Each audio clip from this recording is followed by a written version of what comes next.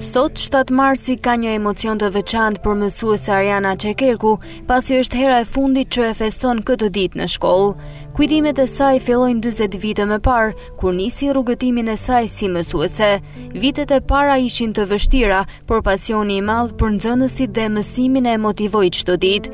Ajo kujton me emocion ditën e parë si mësuese, një përvojë plot emocion dhe gëzim që do të mbetet gjithmonë në kujtesën e saj. Mësimdhënien e kam fillu që 40 vite më parë. Vitet e para kanë qenë shumë të vështira, por pasioni për këtë mësuesi ishte shumë i madh. Kam punu në vende të largëta, mbi 12 vite, dhe viti i parë ka qenë Elbac, një fshat ku mu desh që të ecja në këmbë, të kaloja dhe një përrua, por që ditën e parë nuk e harroj asnjëherë, kanë qenë ta emocionet që shumë të bukura, me ato nxënës që ishin kaq të dashur. Ajo ditë mu duk pak e vështirë, pak frikë, por emocionet ishin shumë të mëdha. Dhe ditë pas dite, unë pash se ky profesion është një mision shumë i madh, sepse jep nxënësit jo vetëm dije, por jep edukat, jep kulturë. Viti më i vështirë ishte në Lepush, ku për të shkuar në shkollë duhej të udhëtonte mbi shtator. Si vit më të vështirë, do të thoja vitin e dytë që kam punu në Lepush, qafë Bordolec, ku kam udhëtu me nga shtator me Skoda, dhe kemi qenë 3 mësuese. Sot ato vazhdojnë në arsim dhe janë Vjolca Vuçini dhe Rutina Alia Gajtani.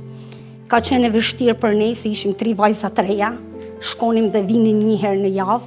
Gjatë 12 viteve në Bajs, ajo ka krijuar kujtime të paharrueshme me nxënësit, disa prej të cilëve kanë mbetur në mendjen e saj përgjithmonë. Më vonë kur arrita dhe u bëra një mësuese definitive, në vitin 19, 12 vite të mia i kalova në Bajs. Ishin vite shumë të bukura. Aty kam emocione nga një nxënëse e cila nuk më do të shihet kur prej meje. Liliana Kaçaj, nxënësja e cila më shkruante poezi. Dhe ajo dilte në tabelë dhe nuk fliste fare. Ishte nxënëse shumë e mirë, por vetëm në teste bënte mrekulli. Një drejtor shkolle e mori dhe e tha, mas një bisede, ajo tha ka shumë emocione kur të shef ty. I dukesh si nana jote dhe ka thënë, thuj zysh Arian, kur ta ndjej veten mirë, unë do të flas në mësim. Do të më mungoj shumë mësimdhënia dhe komunikimi me nxënësit, thot mësuese Ariana. Në vitet 2003, unë erdha në shkollën Skënderbej, në një kolektiv kaq të mrekullueshëm. Pra kam 23 vite që punoj në këtë shkollë. Do të më mungoj çdo ditë mësimdhënia. Është një profesion shumë i bukur.